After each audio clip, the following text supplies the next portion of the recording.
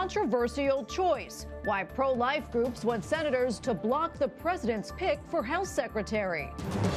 Coronavirus pandemic. How the White House is honoring lives lost and engaging with essential workers. Christian persecution. An ISIS expert tells us about the plight of people living in Iraq. And protecting human rights. Hear what the Vatican Secretary for Relations with States told the United Nations. On EWTN News Nightly for Tuesday, February 23rd, 2021.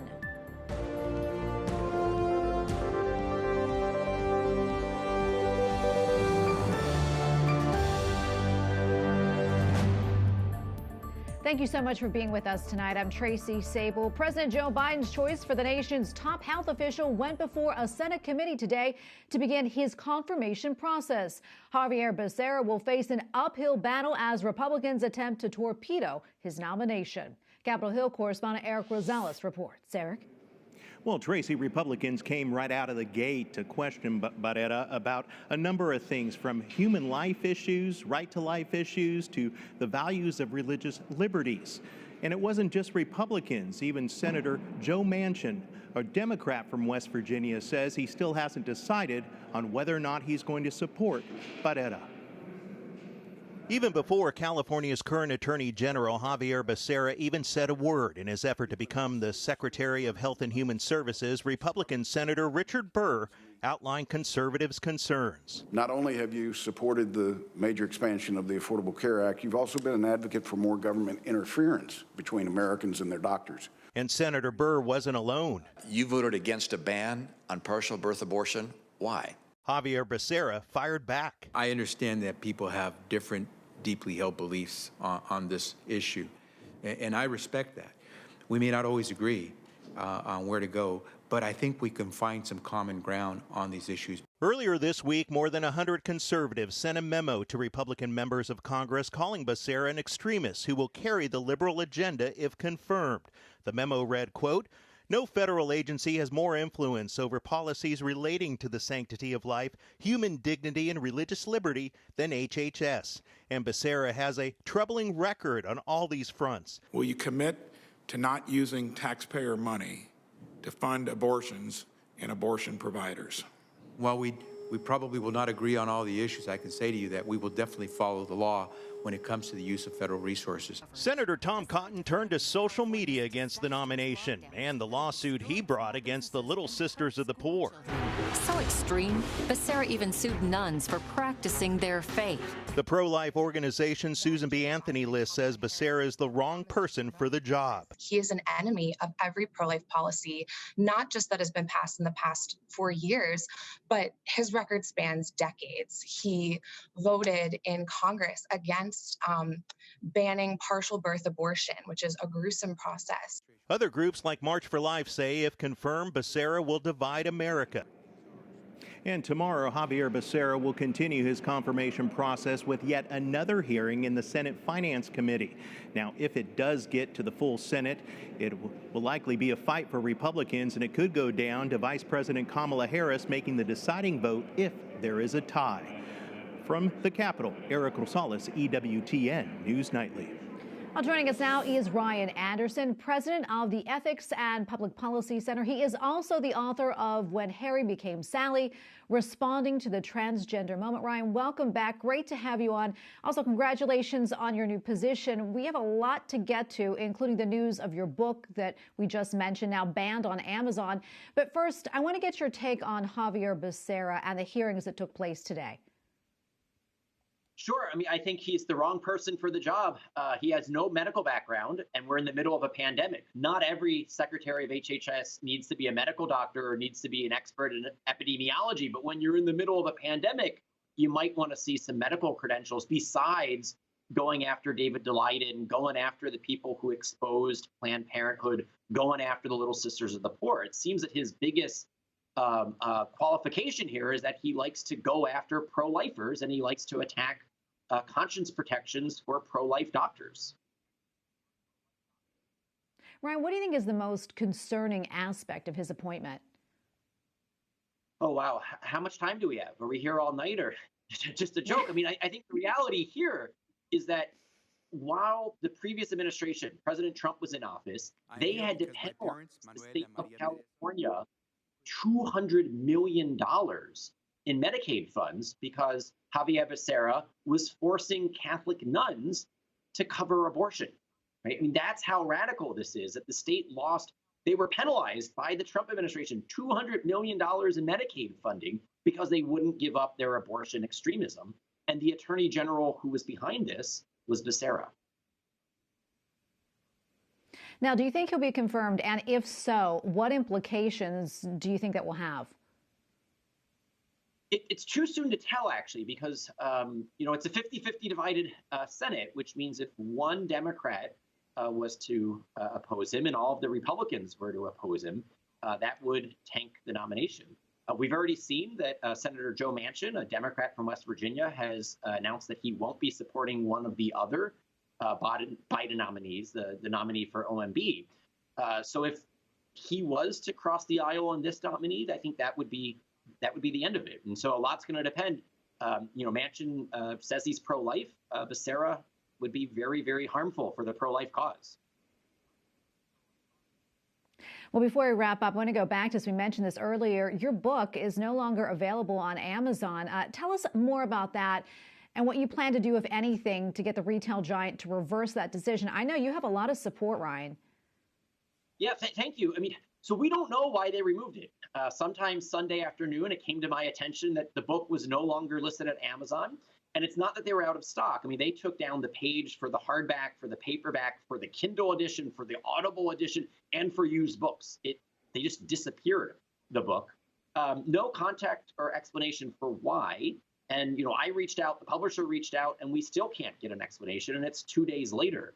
The timing of this is suspicious, since tomorrow the House of Representatives is going to be voting on the so-called Equality Act, which is a radical gender ideology bill. Who knows why they did it now? The book came out 3 years ago, but it's been great for sales, just not at Amazon. Yeah. Well, look, I know a lot of people, especially on Twitter, are talking about this in support of you. So keep us posted. We'd like to talk to you again about that and see what happens. Ryan Anderson, president of the Ethics and Public Policy Center and author of When Harry Became Sally, responding to the transgender moment. Thanks again, Ryan. Thank you.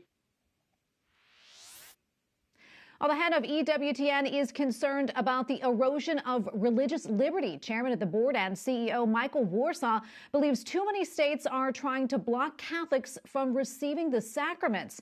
He writes, "We need our church leaders to speak out forcefully and collectively on our behalf, proclaiming to the nation's public authorities that our right to assemble for worship is a foundational right that we hold as religious believers, not a privilege that can be withdrawn unilaterally by the state." And you can read all of Michael Warsaw's publisher's notes in the National Catholic Register by going to ncregister.com.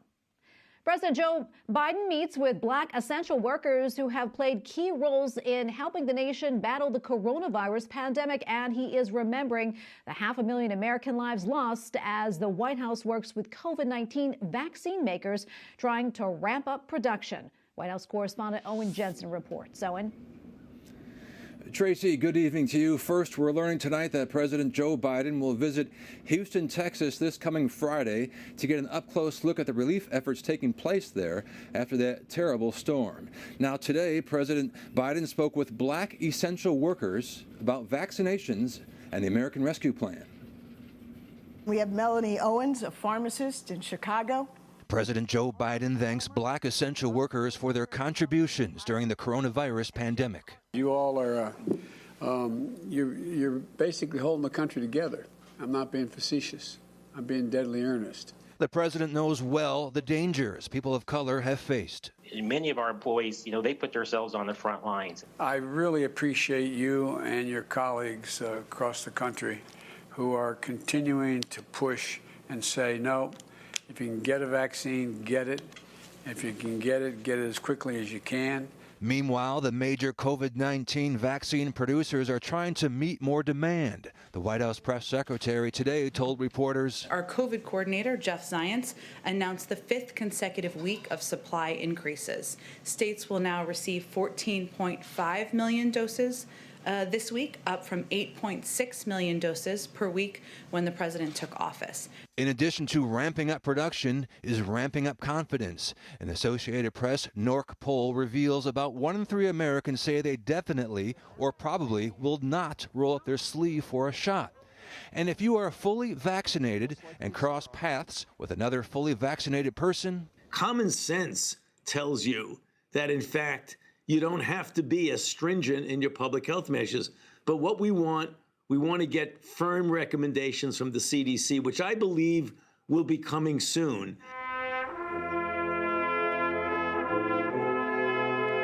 And for those whom the vaccine arrived too late to help, we have to resist becoming numb to the sorrow. We must do so to honor the dead, but equally important, care for the living, those left behind. Adding to the list of vaccines, the government is expected to give the green light, the go-ahead, to Johnson & Johnson's single-dose vaccine as early as this weekend. Now, the pro-life group, the Charlotte Lozier Institute, says it's made from an abortion-derived cell line. At the White House, Owen Jensen, EWTN News Nightly.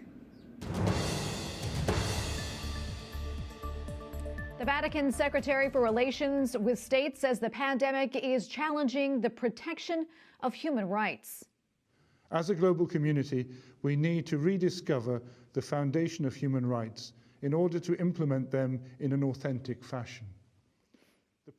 Addressing the United Nations, Archbishop Paul Richard Gallagher says human dignity is naturally given to every human person, and that cannot be taken away or altered. And in regards to freedom of religion, he says religious expression is at the core of human dignity. On his agenda in Iraq, Pope Francis is set to meet with a top Shiite Muslim leader. EWTN News Rome correspondent Colm Flynn sat down with the French professor and expert on ISIS to get his thoughts on the upcoming papal trip. Pope Francis's upcoming trip to Iraq, historic trip, the first time a pope has ever visited Iraq, and key to the trip will be his interreligious meetings with some key Muslim leaders. Do you think it will have a real positive impact? I think it will have a positive impact only in one condition. If the Pope says we are brother, we are friends, multicultural, interreligious, perhaps... Which he has said many times before, Fratelli Tutti. But it is not enough because, you know, we must, as we say in geopolitics, you must put your brain in the brain of the other. And inside Muslim world, when a Pope embraces a Muslim leader who never apologized for persecuting Christians, according to a radical Islamist or even a very Muslim guy, it's seen as weakness. We persecute them, and when the chief of Christian comes to us, he even not mention the fact that our countries always consider Christian as inferior, because you must know that except Lebanon, where a Christian can be president, all the minorities of Christian natives, not colonized, natives in Muslim world, they are inferior. In the best condition, they are inferior. Sometimes they are more than inferior. They are persecuted, like in Pakistan. Then I think we can be friends. It's like you and me. If we are friends, we speak frankly. Between friends, we cannot lie, because they will not respect you if you say everything is okay, Islam is perfect, and radical Islam has nothing to do to Islam. So do you think the Pope needs to take a harder line? The Vatican needs to take a harder line? I can say a harder line, but expressed with sweetness, with the Catholic charity. Please respect us. I respect you. And now we don't colonize anymore your countries, but please don't make believe that there is no problem, because between friends we cannot lie. It's a fanatization. See the way you say it's so deeply ingrained and it's so complex, so many elements mixed into one. If the Pope went and he did take a harder line, do you think maybe you could just cause more division? No. And more persecution for the Christians there now? No, I don't think. You know why? Because you can ask in two ways. If you are not smart and not diplomatic, you will say, please stop persecuting our brothers because it's bad. Of course, it's a shock. Yeah. But if you say it in a clever way, like a victim, we like you, we are friends, but it's a pity that I observe that my brothers are persecuted. And perhaps he will do that. You know, like a victim. Let's look into the future. You've been studying this for many years. Where do you see it going? I think in the future, it's horrible to say because a Catholic must be always positive and have hope. But on the long term, I have hope. But on the short term, we observe that Catholics, Christians, Orthodox, and all the Christian in Muslim world, and even in India, are more and more persecuted. Many are leaving, many are moving, they lost jobs, they are more and more persecuted, and this movement is not stopping. You think it'll get worse? Much worse. But look at the Christian in the Middle East. Their situation is always getting worse. Alexandre Del Valle, it was great talking to you, and thank you so much for your time. Thank you. Coming up, annual report. Planned Parenthood reveals its growing approach to abortion. Tonight, we hear the pro-life response.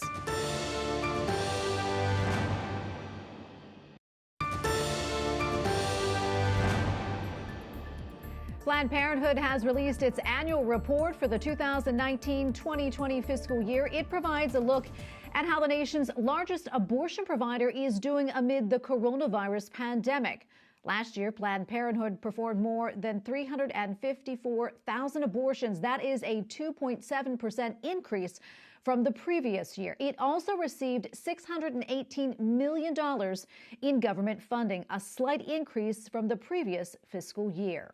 Joining us now is Genevieve Plaster, Deputy Director of Policy and Administration at the Pro-Life Charlotte Lozier Institute. Genevieve, welcome. Great to speak with you. So what jumps out at you in terms of that annual report? Well, thank you for having me. In terms of the Planned Parenthood annual report, as you mentioned, the report shows that there's over 354,000 abortions that were done in America by Planned Parenthood in 2019. And this is an all-time record for Planned Parenthood, the organization. It really is unique in that it tells us that despite the long-term trend the United States has seen in decline of abortion over the past 3 or so decades, that Planned Parenthood's business model is really aggressive and very focused on performing and selling abortions. What type of impact do you think the new administration will have on Planned Parenthood's funding and the number of abortions that it performs? So with the new administration, President Biden has promised to restore funding to Planned Parenthood through the Title X family planning funds. And essentially that money has in previous years prior to President Trump's administration has been about $60 million of Planned Parenthood's revenue. And it's the second largest funding stream of taxpayer funding just after Medicaid reimbursements. Overall, we see from the Planned Parenthood annual report that taxpayer funding has made up about 40% of their total revenue. And again, that's up in recent years, and it's up by more than a quarter compared to the last decade. Genevieve, I want to ask you now about the Trump administration. How would you rate it overall when it comes to the fight for the unborn? Planned Parenthood's government funding actually went up, albeit slightly, during that time. Yes, so President Trump has been very clear about being a pro-life president. His policy speaks louder than words. As soon as he became president, he reinstated and expanded on the Mexico City policy, making sure that federal funds would not go to abortion organizations overseas. He promised to defund Planned Parenthood, which again we saw from his time in office that through Title X he was successful in doing so. Cutting off about $60 million annually to Planned Parenthood. He has promised to sign into law the pain-capable bill, which, there's been trouble getting that through Congress, but essentially it would have stopped late-term abortions after 20 weeks or 5 months, at which point of time, the baby can feel pain in the womb. Well, Genevieve, thank you so much for coming on. We really appreciate your analysis. Genevieve Plaster, Deputy Director of Policy and Administration at the Pro-Life Charlotte Lozier Institute. Thanks again. Thank you for having me. Up next, coronavirus relief, how Catholics are helping overseas.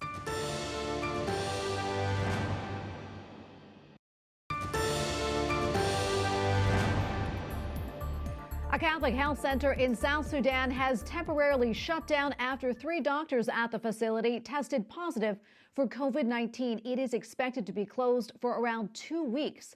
The country has around 6,000 confirmed coronavirus cases.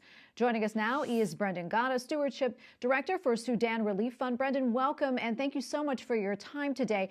Can you give us an update on the situation in South Sudan as it pertains to the coronavirus pandemic? You know, what are you seeing so far as the number of cases, and what's the status of vaccines in the country as well as available treatments? Yeah, and thank you for having me. I mean, truly, the situation over there is going to be a little bit slower than it is here in terms of even the spread, but also, you see a number like 6,000, and that might be as low as anywhere, but it's also just due to the fact that so few people over there are being tested. And so, right now, it has not, I don't believe, spread as rapidly as it would here, but it's a situation they're not ready to handle. Yeah. Can you also talk a little bit about, how the pandemic is affecting the people in the country, specifically the faithful? For instance, have they been able to attend Mass? Yeah, so originally, no, they were on a shutdown, and then quickly the government, I think, saw it's already, a bad situation over there. And so many people's livelihoods were really based on day in, day out work. And so they worked to be able to provide food for that day to sustain themselves and others. And so very quickly, the government kind of shifted their tone and let people go back to working. But the churches were shut down for quite a while.